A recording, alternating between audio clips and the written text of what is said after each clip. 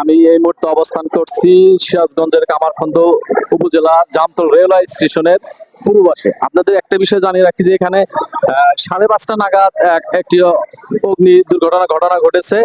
আপনাদেরকে যদি একটু দেখানোর চেষ্টা করি যে এইখানে সকাল থেকেই অগ্নিবাগের ঘটনা ঘটেছে।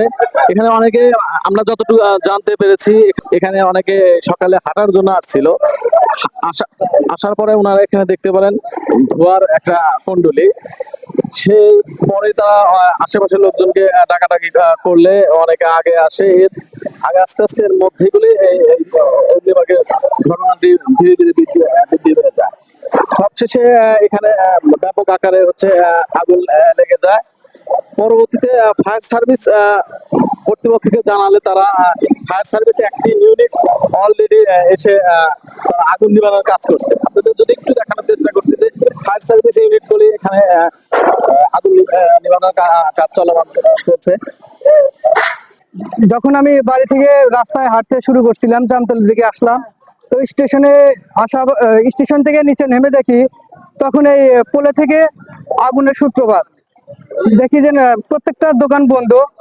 তখন আমি 999-এ ফোন দিই এবং 999-এ ফোন দেওয়ার পরে 10 মিনিটের মধ্যে তারা এখানে উপস্থিত হয়েছে। তো আবারও আমি ধন্যবাদ জানাই ফায়ার সার্ভিস, জরুরি বিভাগ, এনারা ভালো সার্ভিস দেয় এবং সেখান থেকে তারা দ্বিতীয় ইউনিটে চলে আসে। এবং ওই সময় প্রচন্ড বাতাসও ছিল, যে কারণে আগুনটা আরো ছড়িয়ে পড়ছে বিভিন্ন দোকানে। যখন ফায়ার সার্ভিসের কর্মীরা আসলো তখন তারা যথাযথ সময় চেষ্টা করে আগুন নিভাতে সক্ষম।